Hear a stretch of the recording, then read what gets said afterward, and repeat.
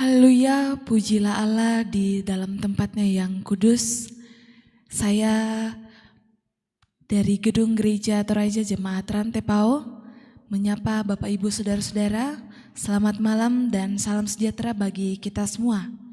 Kita bersyukur pada malam hari ini oleh karena kasih dan pertolongan Tuhan dalam kehidupan kita masing-masing, kita boleh dipertemukan dalam ibadah Lentera Malam episode Senin 18 Juli 2022. Kita bersyukur pada malam hari ini juga Bapak Ibu Saudara-saudara, kita sudah bersama dengan hamba Tuhan yang akan melayani kita pada malam hari ini. Ada Ibu Penatua Hartanto. Selamat malam Ibu, apa kabar? Ya, senang boleh bertemu pada malam hari ini. Selamat melayani. Dan kita juga bersyukur pada malam hari ini kita bersama-sama dengan teman-teman PPGT Jemaat Rantepao yang akan memimpin kita dalam pujian. Ada saudari kita Julia Verelta Tandisala sebagai vokalis dan Aspriyadi Ases sebagai gitaris kita pada malam hari ini. Shalom, selamat malam teman-teman. Ya. Apa kabar? Ya, selamat melayani Tuhan pada malam hari ini. Dan kita bersyukur juga Bapak Ibu Saudara-saudara yang terkasih dalam Tuhan. Dalam ibadah kita Lentera Malam pada saat ini, kita bersama-sama akan merenungkan tema yaitu Kristus Pusat Hidupmu. Kristus Pusat Hidupmu. Sebelum kita mendengarkan akan firman Tuhan pada malam hari ini, kita akan mendengarkan pujian terlebih dahulu dari pujian Jadikan Hatiku Istana Cintamu.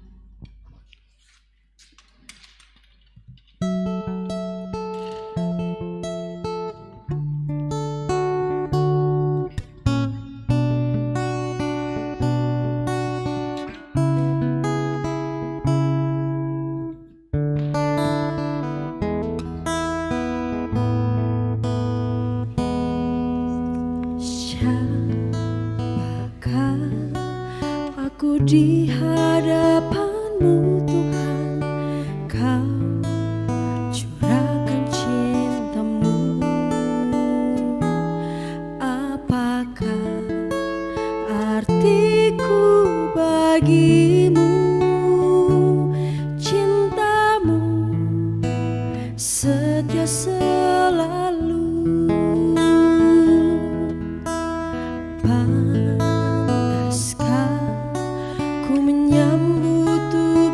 Darah-Mu karena banyak dosaku,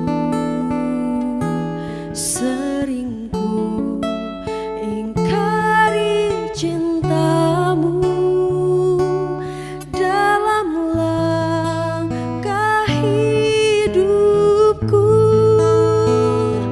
Ampunilah aku, ampuni dosaku dalam kerahiman-Mu, agar ku mampu wartakan kasih-Mu di dalam hidupku.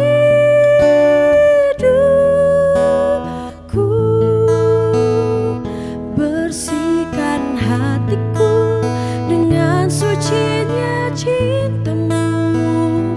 Jadikan hatiku istana cinta-Mu, tempat yang layak untuk bersemayam, tubuh dan darah-Mu.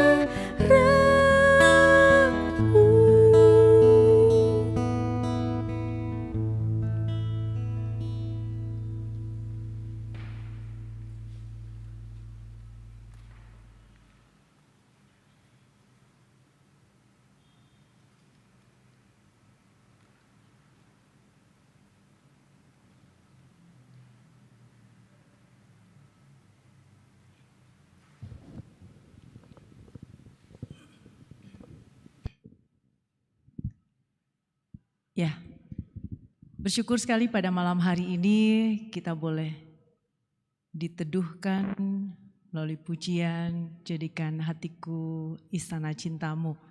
Selamat malam, salam sejahtera dalam kasih Kristus kepada Bapak Ibu, Saudara-saudari yang saat ini bersama-sama dalam tayangan Lentera Malam yang disiarkan dari pelataran Jemaat Rantepao. Kita sungguh mengucap syukur karena kasih dan setia Tuhan yang tak pernah berhenti dalam kehidupan kita. Dia menyertai dan menopang kita dalam berbagai keadaan, juga berbagai aktivitas dari pagi hingga malam, bahkan pada hari-hari selanjutnya. Baik, kita akan mendasari perjumpaan kita yang sungguh menyukakan ini dengan membaca dan merenungkan firman Tuhan. Namun sebelum itu, mari kita mohon pertolongan Roh Kudus. Kita satu dalam doa, kita berdoa. Ya Tuhan, Kau sungguh baik. Engkau Allah kami, Engkau Tuhan kami. Engkau pencipta dan pemelihara, serta penata seluruh bentangan semesta alam raya. Terlebih Engkau mengangkat kami, memuliakan kami sebagai manusia yang Kau ciptakan serupa dan segambar dengan Engkau. Kami bersyukur karena segala yang baik yang Tuhan rancangkan bagi kami. Sekalipun kami memberontak dalam dosa, namun Engkau terus saja menyayangi dan mengasihi kami dengan setia.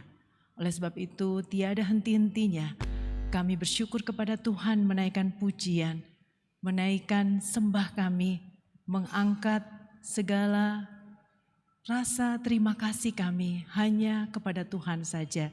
Satu-satunya Tuhan yang layak kami tinggikan dan kami muliakan dalam hidup kami. Pada malam hari ini kami akan bersama membaca dan merenungkan firman-Mu dan juga bersatu dalam doa untuk mendoakan saudara-saudara kekasih kami yang terus rindu ditopang dalam doa dan terus rindu bergantung harap kepada Tuhan saja. Tuntun kami ya Roh Kudus dalam segala keterbatasan kami, sebab Engkau Allah yang tidak terbatas. Ampunkan salah dan dosa kami, dalam nama Tuhan Yesus kami berdoa. Amin.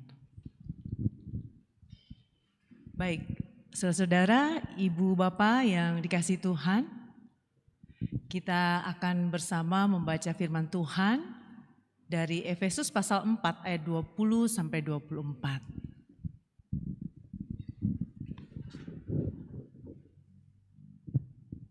Efesus pasal 4 ayat 20 sampai 24. Tetapi kamu bukan demikian. Kamu telah belajar mengenal Kristus karena kamu telah mendengar tentang Dia dan menerima pengajaran di dalam Dia menurut kebenaran yang nyata dalam Yesus.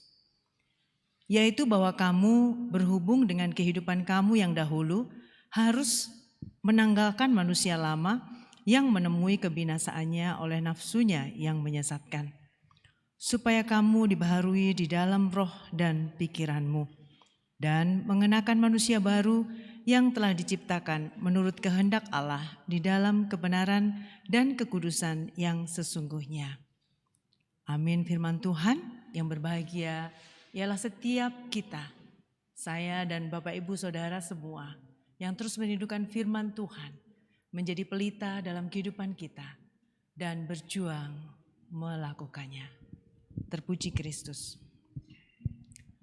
Bapak Ibu Saudara-saudara yang dikasihi Tuhan, saya mengambil tema untuk perikop bacaan kita yang cukup singkat pada malam hari ini, yaitu Kristuskah pusat hidupmu? Kristuskah pusat hidupmu? Tema ini adalah satu pertanyaan sesungguhnya untuk refleksi kita nantinya setelah kita bersama-sama mendalami firman Tuhan pada malam hari ini, dan juga kita akan naikkan dalam doa yang kita mohonkan. Bapak Ibu saudara-saudara yang sungguh dikasihi Tuhan, firman Tuhan di dalam 2 Korintus 5 ayat 17 mengatakan, siapa yang ada di dalam Kristus ia adalah ciptaan baru, yang lama sudah berlalu, sesungguhnya yang baru sudah datang. Kita sudah ada di dalam Kristus setelah kita menerima jalan dan jaminan keselamatan. Anugerah Tuhan melalui penebusan Kristus. Seingat saya pernah membawakan ini ya tentang jaminan keselamatan yang dikaruniakan kepada kita, kita miliki dan kita hidupi. Berarti kita adalah ciptaan baru. Hidup kita yang lama sudah berlalu dan kini hidup yang baru sudah datang dan menjadi milik kita. Namun, pernahkah kita bertanya, apa sih yang baru dalam hidupku? Atau keadaan baru yang bagaimana yang sudah datang dan menjadi milikku setelah aku ada dalam Kristus? Saudaraku, Bapak Ibu dan anak-anak semuanya, Amsal 4 ayat 20 sampai 23 mengatakan, "Hai anakku, perhatikanlah perkataanku, arahkanlah telingamu kepada ucapanku. Janganlah semuanya itu menjauh dari matamu. Simpanlah itu di lubuk hatimu, karena itulah yang menjadi kehidupan bagi mereka yang mendapatkannya dan kesembuhan bagi seluruh tubuh mereka. Jagalah hatimu dengan segala kewaspadaan, karena dari situlah terpancar kehidupan." Kalau kita bertumpu pada ayat 23 dari bacaan Amsal 4 ini, maka dikatakan bahwa hati kita adalah sumber pancaran kehidupan. Titik awal kehidupan baru kita sejatinya dimulai dari sini, dari kedalaman hati kita yang jatuh cinta kepada Yesus setelah mengenal dan tahu betapa besar kasih pengorbanannya kepada kita. Cinta yang penuh gairah dan kerinduan untuk mengenal Dia lebih dan lebih dalam lagi. Cinta yang bukan lahir dari keterpaksaan atau keharusan melakukan kewajiban agamawi. Bukan pula karena rasa kasihan. Kasihan Yesus sudah disalib, kasihan Yesus sudah dicambuk, kasihan Yesus sudah dianiaya. Atau rasa bersalah karena gara-gara dosaku Dia disalib. Atau sekedar ingin membalas budi karena Tuhan sudah begitu luar biasa mengungkapkan pengorbanannya sebab mengasihi saya dan Bapak Ibu Saudara. Akan tetapi cinta yang sungguh-sungguh keluar dari hati kita, itulah yang dimaksud dalam Amsal 4 ayat 23 tadi. Hati yang memancarkan kehidupan. Orang yang benar-benar jatuh cinta, pikiran, perasaan, dan kehendaknya selalu akan terfokus pada yang dicintainya. Tentu yang sedang jatuh cinta segera menangkap hal ini. Ia akan selalu memikirkan, merindukan, mengusahakan yang terbaik, memberikan yang terindah, dan mewujudkan komitmen-komitmen yang membahagiakan dan memuliakan yang dikasihinya. Tak ada yang terlalu berat, tak perlu harus disuruh-suruh dulu. Dan sama sekali tak perlu ada ancaman atau ketakutan untuk melakukan apapun yang kita tahu dan kita mau akan berkenan dan menyenangkan kekasih hati kita. Oleh sebab itu mari kita memperhatikan lebih teliti perikop bacaan kita pada ayat 20 sampai 21. Tetapi kamu bukan demikian, kamu telah belajar mengenal Kristus. Karena kamu telah mendengar tentang Dia dan menerima pengajaran di dalam Dia menurut kebenaran yang nyata di dalam Yesus. Saudaraku, orang percaya yang hatinya telah memancarkan kehidupan karena telah diubahkan seperti janjinya dalam Yohanes 5 ayat 24 yang berbunyi demikian. Aku berkata kepadamu, sesungguhnya barang siapa mendengar perkataanku dan percaya kepada Dia yang mengutus aku, 1, ia mempunyai hidup yang kekal. 2, dan tidak turut dihukum. 3, ini yang menjadi inti, ia sudah pindah dari dalam maut ke dalam hidup.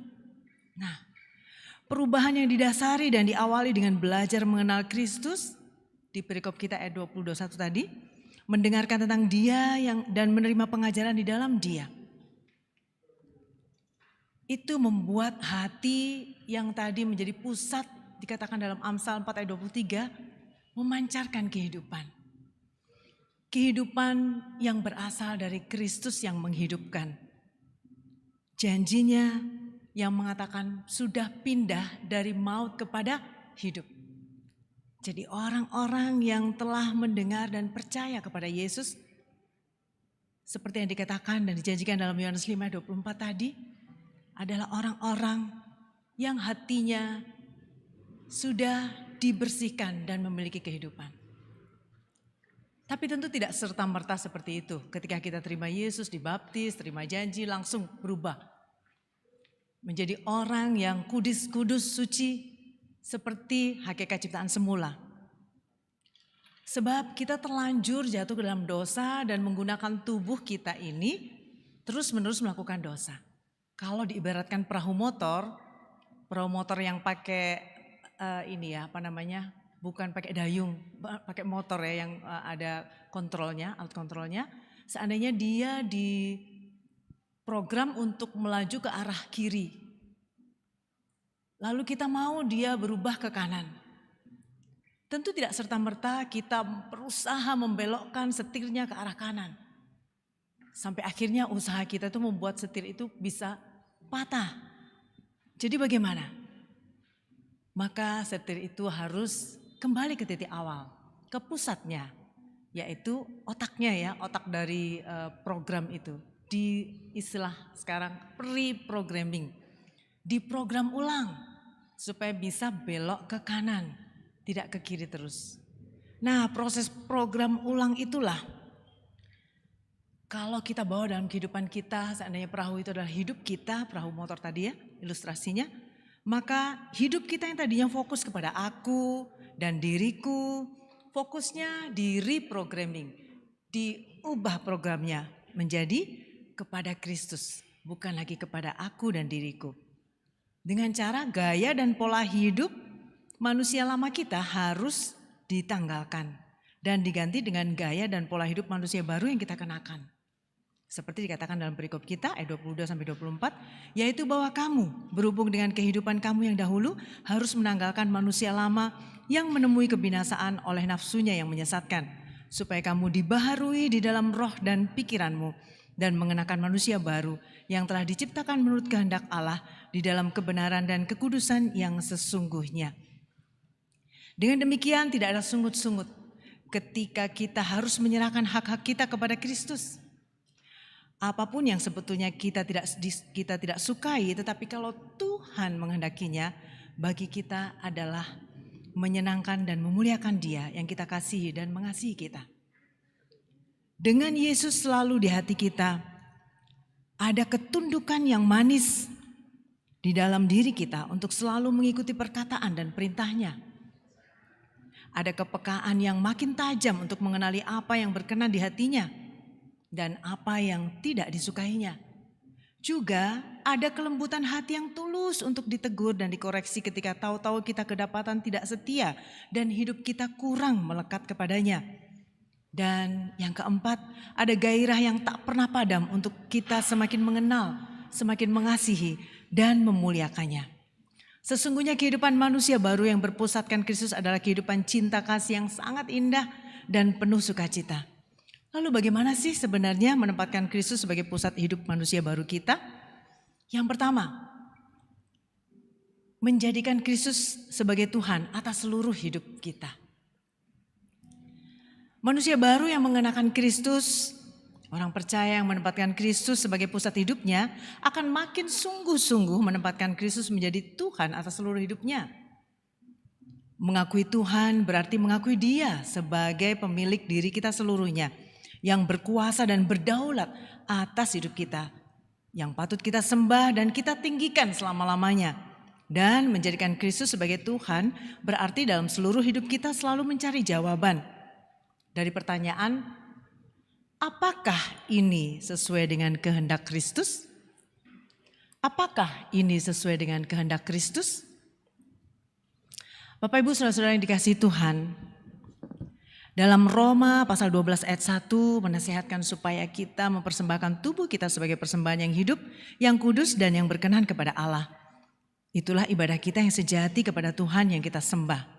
Mari kita perhatikan bagian kata persembahan yang hidup. Berarti bukan persembahan yang mati ya. Yang baru menjadi persembahan setelah disembelih dan mati seperti korban bakaran zaman dahulu. Persembahan yang hidup adalah hidup kita yang kita persembahkan selama kita meniti kehidupan dalam segala aspeknya.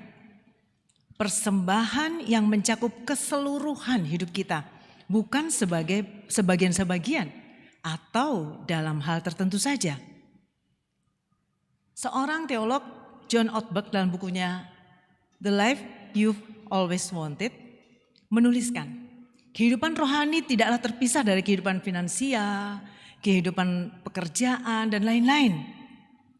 Istilah kehidupan rohani hanyalah sebuah cara untuk membicarakan kehidupan dari seluruh aspek di kehidupan seseorang setiap saat dan setiap seginya dari sudut pandang Tuhan. Tuhan tidak hanya tertarik ketika kita rajin ke gereja, melayani, paduan suara, baca Alkitab. Tuhan senang ketika kita melakukan itu semua. Tapi Tuhan lebih tertarik pada hidup kita yang diubahkan melalui disiplin-disiplin itu semua. Jadi kalau kita hanya melakukan itu sebagai rutinitas atau ritual, maka Tuhan pasti tidak menyenanginya. Saudaraku, kehidupan kita tidak bisa dibagi menjadi kehidupan yang rohani pada hari Minggu atau pada saat-saat kita beribadah saja. Dan kehidupan yang tidak rohani pada saat-saat lain kita sedang melakukan aktivitas. Segala aspek kehidupan kita bisa menjadi hal rohani jika kita melakukannya bagi Tuhan. Ini poin terpenting. Dan sebaliknya, segala aspek kehidupan yang tampak rohani pun bisa menjadi sekuler dan bersifat duniawi jika kita tidak melakukannya bagi Tuhan. Setiap saat dalam seluruh hidup kita adalah persembahan yang hidup bagi Tuhan. Saat kita bekerja, bermain, berekreasi, bergaul, apakah kita lebih mencari kehendak Tuhan daripada kehendak dan keuntungan diri kita sendiri? Ketika kita sedang di jalan ramai, bertemu orang yang berbeda dengan kita, sedang menunggu jawaban doa, apakah kita tetap menyadari dan selalu menjadikan Dia Tuhan yang berdaulat atas segala sesuatu? Ataukah kita justru lebih kerap menjadikan Dia sebagai tukang, dalam tanda petik, yang mewujudkan kehendak kita, mengabulkan doa kita, mengikuti kemauan kita, dan sebagainya. Dulu saya juga sering berdoa, Tuhan, aku ini udah rajin ke gereja, aku udah melayani melanglang buana kemana-mana. Tapi kenapa Tuhan izinkan bisnisku bangkrut, pekerjaanku hancur babak belur? Kenapa Tuhan beri aku upah seperti itu? Keluargaku bahkan hampir hancur. Kenapa Tuhan? Dulu saya bertanya seperti itu ketika mengalami peristiwa yang tidak sesuai dengan yang saya harapkan. Namun setelah berlatih disiplin, menempatkan Tuhan, Kristus sebagai Tuhan dengan bertanya, apakah ini sesuai dengan kehendak Tuhan? Maka saya mulai merubah pertanyaannya. Tuhan, kalau Engkau izinkan bisnisku hancur, pekerjaanku hilang, keluargaku hampir hancur, apa yang Tuhan kehendaki melalui peristiwa ini? Apa yang Tuhan mau untuk aku perbaiki dalam hidupku oleh kekuatan Roh-Mu? Jika Kristus adalah Tuhan atas seluruh hidup kita, tak ada aspek sekecil dan sesederhana apapun yang tidak menjadi hal rohani dan bernilai kekal di matanya. Jika kita melakukannya bagi Dia. Sebaliknya, segala aspek yang tampaknya rohani pun, jika kita tidak melakukannya bagi Tuhan, semuanya akan menjadi hal duniawi yang tidak menjadikan Dia sebagai Tuhan. Itu baru yang pertama ya, bagaimana menjadikan Kristus sebagai pusat hidup. Yaitu menjadikan Kristus sebagai Tuhan dalam hidup kita. Yang kedua, menjadikan Kristus sebagai teladan dalam hidup kita. Tadi sebagai Tuhan atas hidup kita, sekarang sebagai teladan dalam hidup kita. Roma 8 ayat 28-30 menjadi dasarnya. Jadi bagian kedua ini menempatkan Kristus sebagai pusat hidup kita adalah menjadikan Kristus sebagai orang yang patut dijadikan anutan, contoh atau standar. Orang yang patut ingin kita tiru dan ikuti. Sekarang ini banyak ya orang yang ingin menjadi seperti tokoh-tokoh yang mereka idolakan. Baik dalam gaya berjalan, rambutnya, model pakaiannya, sepatunya, sampai bahkan cara menggerakkan tangannya, cara berbicaranya diikuti kalau itu adalah tokoh yang dikagumi. Dan betapa orang senang atau merasa beruntung sekali apabila secara kebetulan lalu orang mengatakan, kamu kok mirip Deddy Corbuzier, kamu kok mirip yang punya bulu mata cetar menggelegar Syahrini ya, kamu kok mirip Sule gitu ya. Jadi orang-orang tokoh-tokoh terkenal di televisi itu kita jadi bangga gitu kalau diproyeksikan seperti dia. Nah pertanyaannya, Pernahkah kita bangga ketika kita tahu bahwa setiap orang percaya selalu diproyeksikan dan terus diproses untuk menjadi makin serupa Yesus? Bukan secara fisik sebagai pria Timur Tengah yang berambut panjang tentunya. Namun pribadi Kristus yang memancarkan karakter ilahi selama hidupnya sebagai manusia di bumi ini. Seperti saya katakan tadi dalam Roma 8 ayat 28-29 mengatakan bahwa Allah terus bekerja dalam segala sesuatu untuk mendatangkan kebaikan bagi mereka yang mengasihi Dia, yang terpanggil sesuai dengan rencana Allah dan dipilih serta ditentukan dari semula untuk menjadi serupa dengan gambaran anaknya Yesus Kristus. Tuhan sangat merindukan, dari ayat ini ya, Tuhan sangat merindukan bahkan melibatkan diri, turut bekerja di dalam segala sesuatu. Wow, ini luar biasa.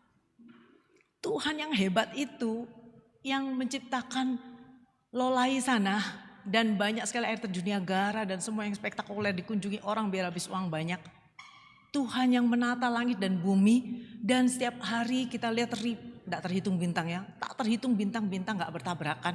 Tuhan yang maha kuasa maha besar itu, Dia memikirkan dan turut bekerja untuk kebaikan kita, saya dan Bapak Ibu Saudara. Agar kita terus bertumbuh makin menyerupai Kristus. Ini luar biasa. Rahasia kebenaran firman Tuhan yang sungguh-sungguh luar biasa kita ketahui melalui firman ini. Dalam bukunya Life Just Like Jesus, Max Lucado mengatakan, Tuhan mengasihi kita apa adanya. Tetapi Dia menolak untuk membiarkan kita tetap seadanya. Dia akan mengubah kita menjadi seperti Kristus. Kita punya teladan sempurna. Saya suka lagu di sekolah minggu. Siapa idolamu dan yang paling engkau suka, sungguhkah dia hebat? Hanya Yesus saja yang telah jadi idolaku. Dia bukan hanya hebat, tapi dia sempurna. Maaf lagunya gak sempurna saya nyanyikan ya. Yesus adalah teladan sempurna dalam hidup ini. Yesus Kristus. Dan Allah Bapa rindu kita makin menjadi seperti Kristus dalam seluruh aspek kehidupan kita. Lagi-lagi John Ortberg dalam bukunya The Life You Always Wanted menulis, bertumbuh secara rohani berarti hidup kita makin lama akan makin menyerupai Kristus. Kita akan memandang seperti Kristus memandang, berpikir seperti Dia berpikir, merasa seperti Dia merasa, dan berbuat seperti Dia berbuat. Dengan demikian dalam hidup baru kita bersama Kristus, pertanyaan yang seharusnya selalu ada di pikiran kita adalah,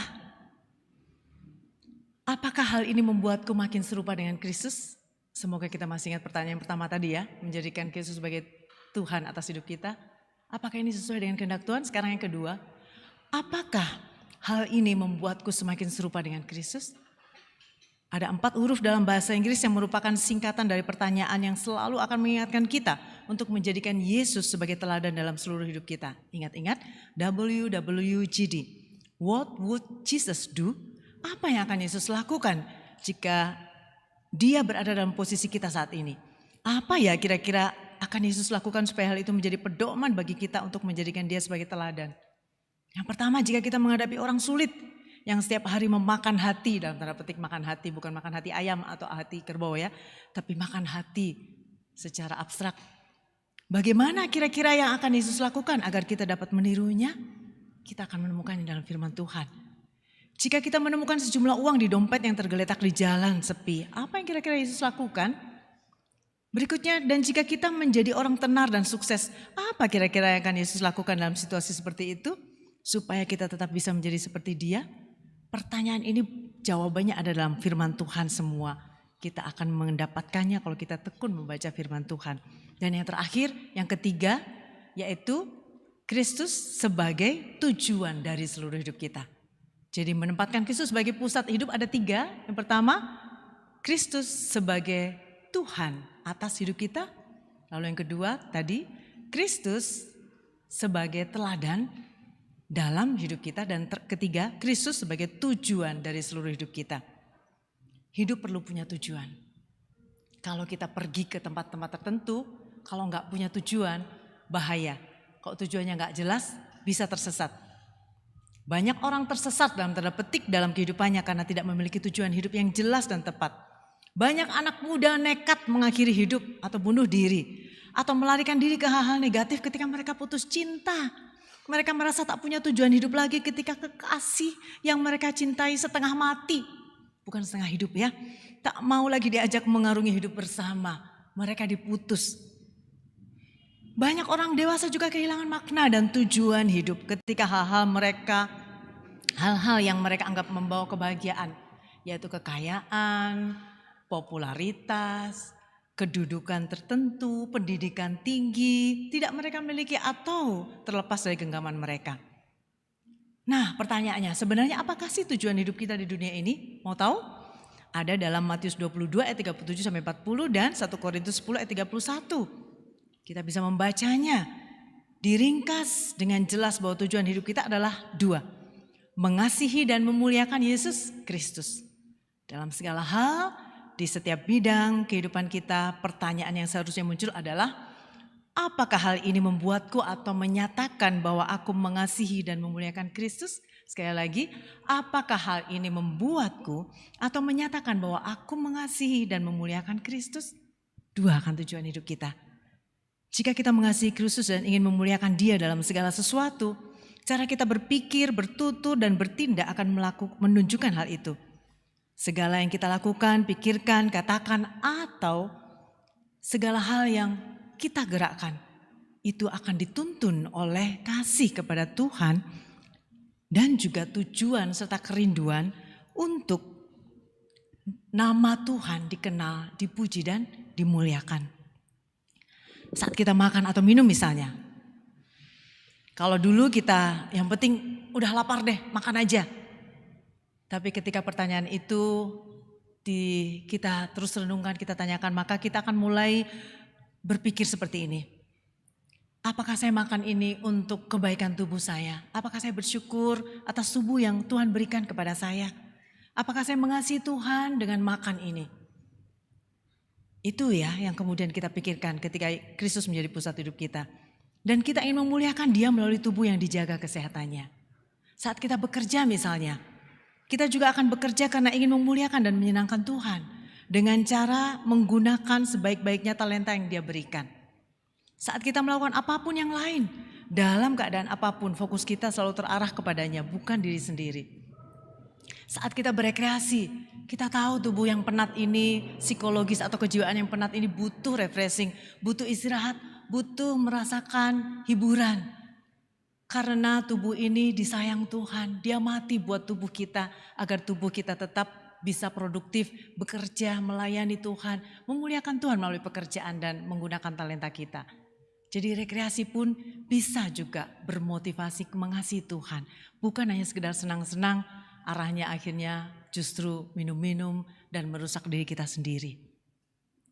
Menjadikan Kristus sebagai tujuan atas seluruh hidup kita berarti mengizinkan Dia menjadi satu-satunya alasan dan tujuan kita dalam menjalani hidup.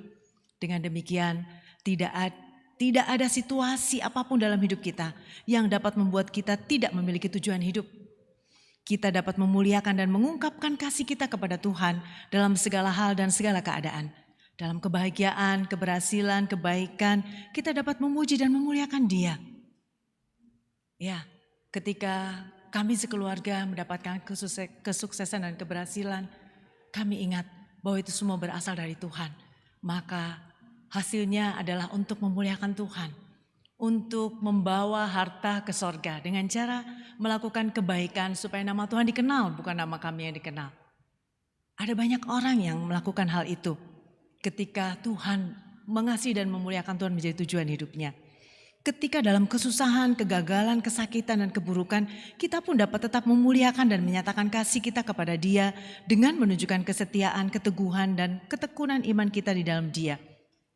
Saya mengenal seorang ibu bernama Aster. Saya sudah minta izin untuk menyampaikannya. Ketika saya membawakan satu pelatihan dan pembinaan di seluruh Indonesia, saya membagikan ya, saya sharing fotonya dia bersama anak saya. Ketika anak saya kenal dia semester 3, anak saya sekarang sudah kerja 4 tahun dan menyelesaikan studi lanjutnya selama 3 tahun karena ada matrikulasi pindah fakultas ya, jadi dari TI ke psikologi. Jadi sekitar semester 3 berarti dia selesaikan sampai semester 8, Berarti sekitar 3 tahun, lalu 3 tahun studi lanjut, lalu kemudian kerja 4 tahun. Jadi sudah lebih 5 tahun, hampir 10 tahun. Ibu Aser ini terkena sakit kanker yang sudah stadium terminal, stadium akhir. Dan kalau kambuh dia sudah metastase, sudah ke jantung, paru-paru, sudah menyebar kemana-mana. Dan ketika dia sudah mengalami itu, dia masih tetap melayani. Dan dia melayani ketika sakit dia mundur. Nah, kemudian Ibu Aster ini lalu divonis kanker dan dikatakan dokter tinggal 2 bulan hidupnya. Tapi dia tetap melayani Tuhan. Dan 7 tahun yang lalu divonis tinggal 2 bulan hidupnya. Dia terus melayani Tuhan. Dia seorang ibu yang punya suami kontraktor. Dan kemudian suaminya kena stroke, kontraktor hanya membangun bangunan kecil seperti kamar mandi, misalkan kamar mandi gereja, masjid dan sebagainya. Nah dia kemudian suaminya kena stroke, anaknya masih 2 kuliah dan dia tetap membiayai anaknya kuliah. Dia bekerja sebagai seorang ibu yang menjual baju-baju, dia membeli baju di pasar Beringharjo, Yogyakarta dan menjualnya di rumahnya, menggantung-gantung di rumahnya. Dan apa yang terjadi tahun 2017 saya bertemu dia di Bandung dalam kelas sesama fasilitator se-Indonesia kami bertemu dan ibu ini masih hidup dan segar. Saudara-saudaraku dikasih Tuhan, hidup yang sungguh-sungguh dipenuhi Kristus yang menjadi pusat di hati seseorang itu menjadi hal yang penting. Dengan demikian tidak ada halangan untuk mengasihi dan memuliakan Tuhan. Entah kita sehat atau kita sakit, dibuktikan oleh Ibu Aster ini. Sampai hari ini dia hidup, anaknya sudah selesai kuliah, suaminya sudah mulai berangsur sembuh, yang satu sudah menikah, dan saya tidak tahu apakah dia sudah punya cucu. Sudah selesai.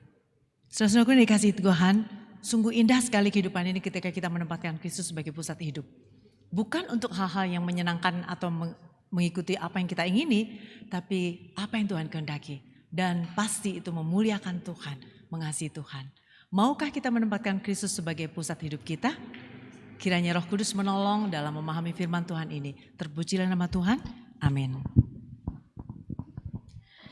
Sungguh luar biasa firman Tuhan yang boleh kita dengarkan bersama-sama pada malam hari ini.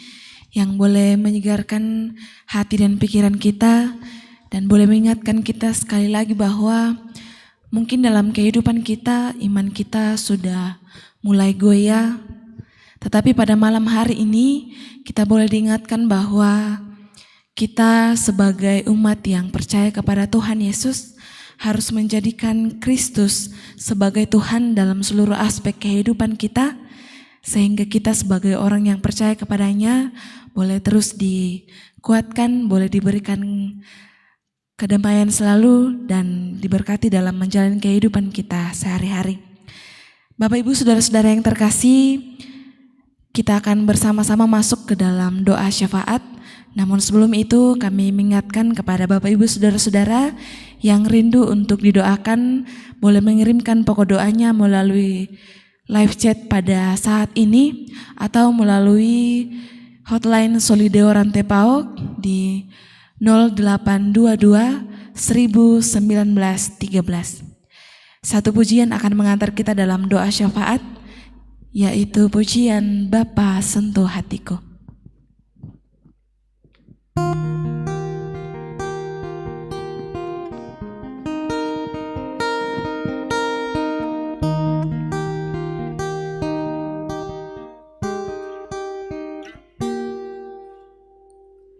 Betapa ku mencintai segala yang telah terjadi,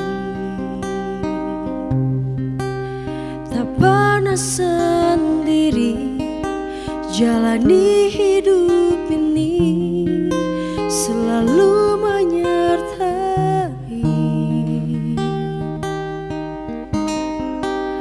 Betapa ku menyadari di dalam hidupku ini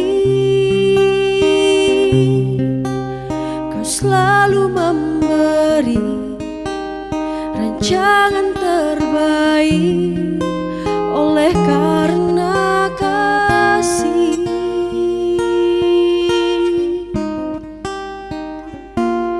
Bapa, sentuh hatiku, ubah hidupku menjadi yang baru, bagai emas yang murni. Kau membentuk bejana hatiku. Bapa, ajarku mengerti sebuah kasih yang selalu memberi, bagai air mengalir yang tiada pernah berhenti.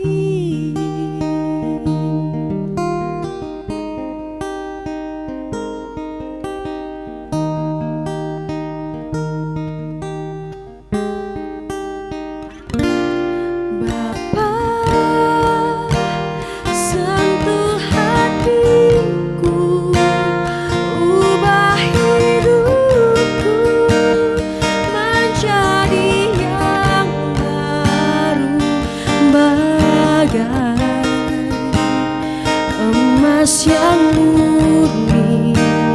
Kau membentuk bejana hatiku.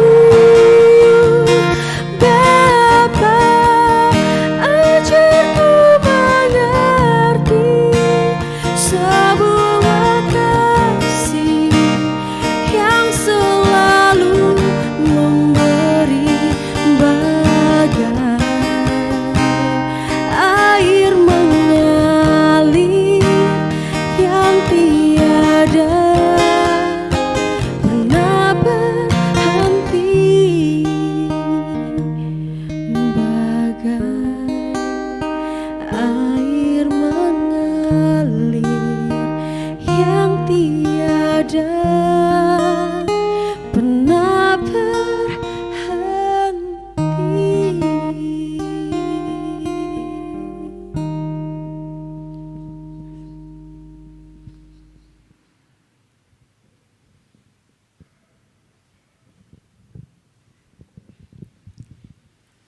Luar biasa pujian yang membawa kita merenungkan. Satu permohonan agar Tuhan membentuk hati kita. Kita juga akan bersama-sama mendoakan hal itu untuk kita semua. Dan juga ada pokok-pokok doa di sini. Kita akan masuk dalam doa syafaat. Mari kita satu dalam doa. Sungguh Tuhan, kami bersyukur punya Allah seperti Engkau. Allah yang memiliki kedudukan yang paling berkuasa, juga kedaulatan yang paling tinggi di seluruh jagat raya dan semesta alam ini. Sekaligus Allah yang ketika mengetahui bahwa kami memberontak karena dosa-dosa kami, tetap menjadi Allah yang mengasihi dan peduli akan kehidupan kami. Allah yang menebus kami dari perbudakan dosa, menggantikan hukuman dosa kami. Allah yang memproklamirkan dan mewujudkan kasih di kayu salib. Allah yang memperlihatkan kemenangan atas segala dosa-dosa manusia. Di puncak bukit Golgota terpaku di salib. Segala keserakahan, segala kemunafikan, segala kebohongan, segala kecurangan, segala dusta, dan segala tingkah laku yang mendukakan Tuhan yang merusak dunia ini telah dikalahkan di kayu salib.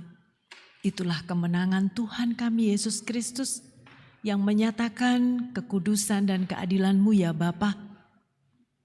Engkau menguduskan saya dan juga kami semua yang saat ini boleh bersama dalam tayangan Lentera Malam, merenungkan dan menghayati akan hal itu. Tuhan, biarlah pertanyaan, tema perenungan pada malam ini terus terngiang dalam hati kami, dalam pikiran kami. Kristuskah pusat hidupku atau yang lain? Bersyukur karena firman-Mu memberi petunjuk bagaimana menjadikan Kristus sebagai pusat dalam hidup kami, yaitu menempatkannya sebagai Tuhan atas hidup kami, menempatkannya sebagai teladan dalam hidup kami, dan juga menempatkan Kristus sebagai tujuan dari seluruh tujuan hidup kami. Kiranya Engkau terus menolong agar kami mempertanyakan dari hari ke hari setiap apa yang kami pikirkan, kami rasakan, dan kami rencanakan. Karena kami terbatas, tidak mampu, dan kekurangan hikmat, kami butuh Engkau selalu.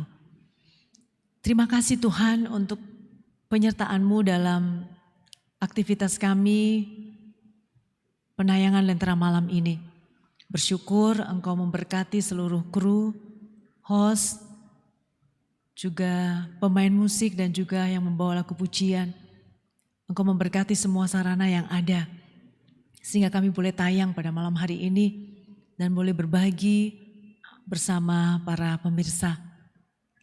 Bersatu hati kami berdoa ya Tuhan, mengucap syukur atas pertambahan usia anggota jemaat di Jemaat Rantai Pau dan juga di semua jemaat pada hari ini. Kiranya Tuhan menambahkan sukacita dan juga rasa syukur di hati setiap orang yang bertambah usianya pada hari ini dan sepanjang minggu ini.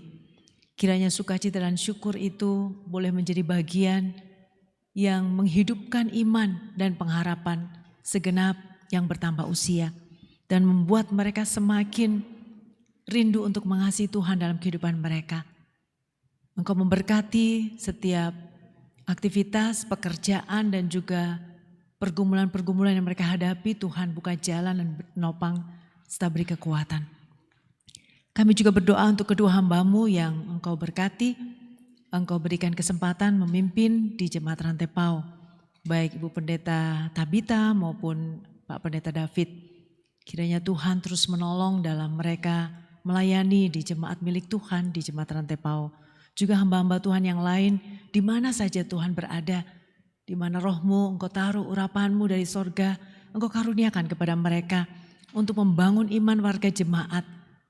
Kiranya Tuhan terus menopang dan memberkati keluarga mereka semua, sehingga keluarga-keluarga itu boleh Tuhan pakai mendukung pelayanan hamba-hamba Tuhan, baik di Jemaat Rantai Pau maupun di semua jemaat.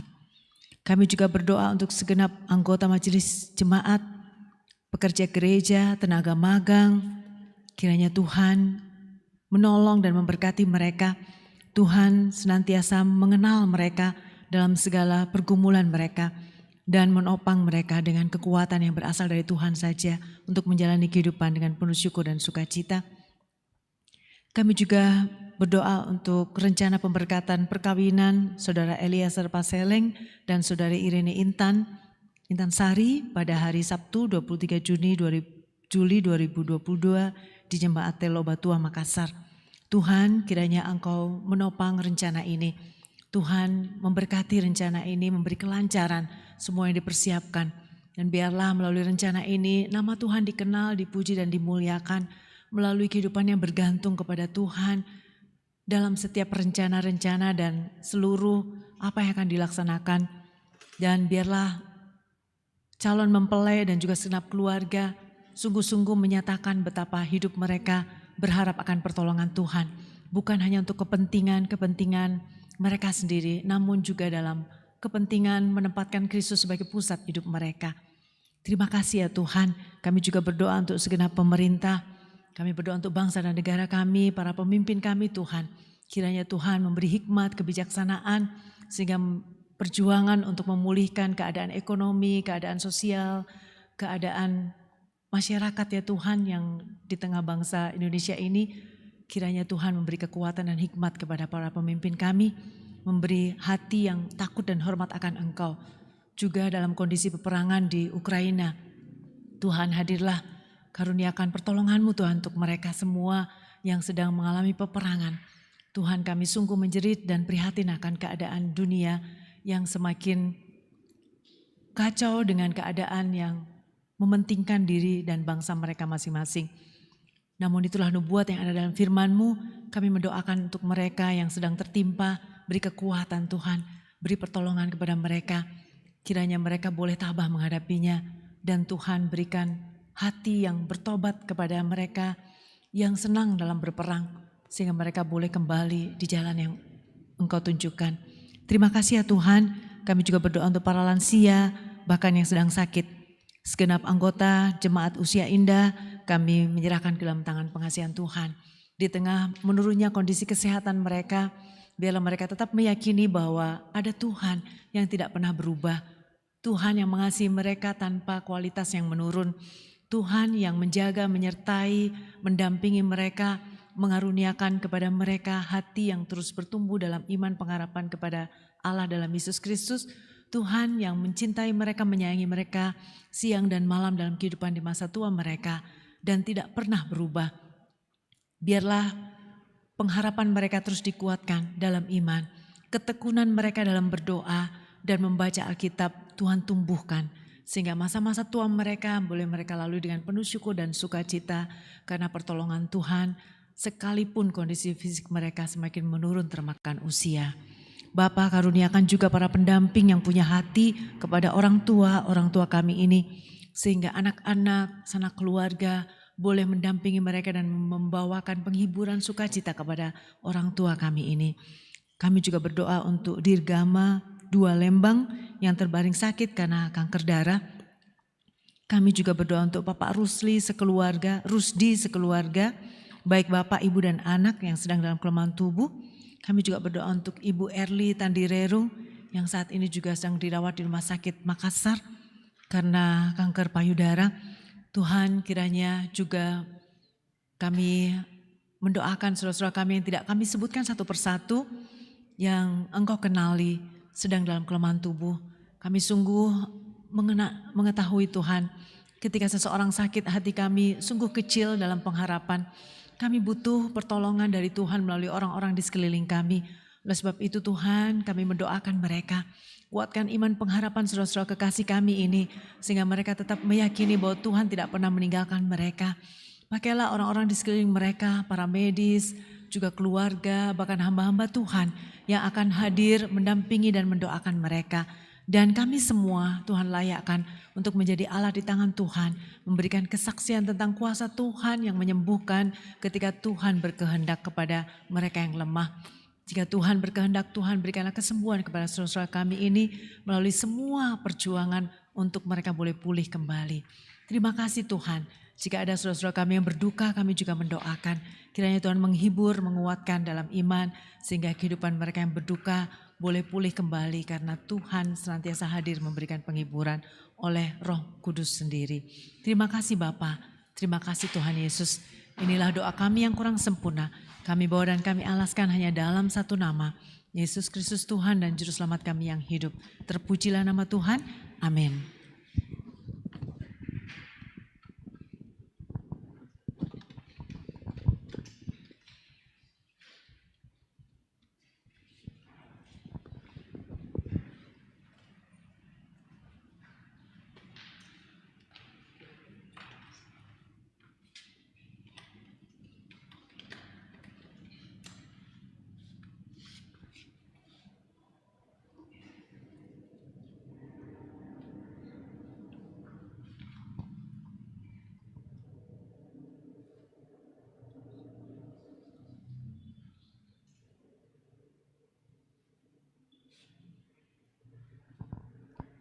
Demikianlah ibadah lentera malam kita pada hari ini.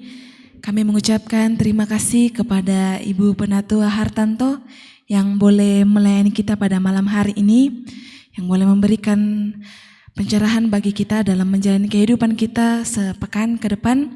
Kiranya boleh senantiasa diberkati dalam kehidupan, dalam pelayanan dan bahkan dalam keluarga, dan boleh terus menjadi berkat bagi semua orang.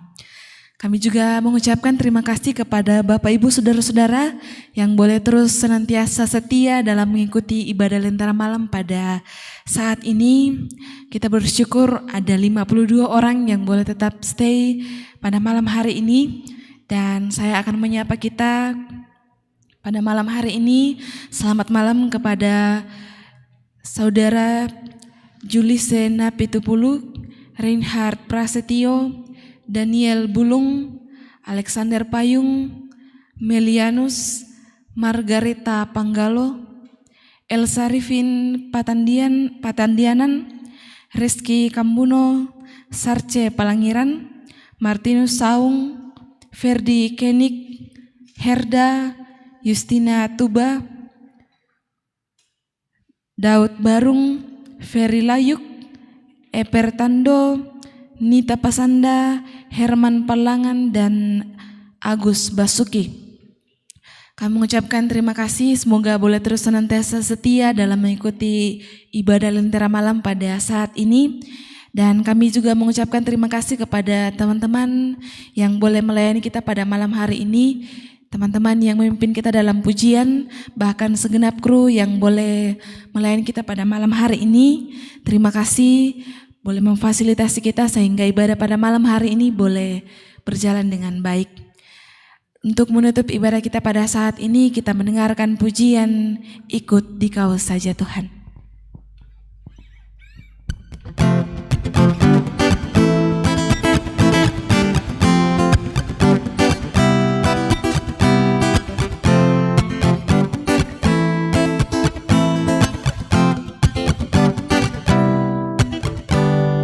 Ikut Dikau saja Tuhan, jalan damai bagiku. Aku selamat dan sentosa hanya oleh darah-Mu. Aku ingin ikuti Kau dan mengabdi padamu. Dalam Dikau juru selamat, ku bahagia penuh.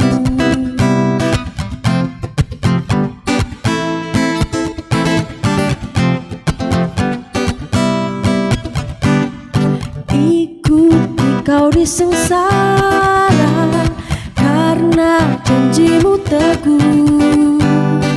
Atas kuasa kegelapan ku menang bersama-Mu.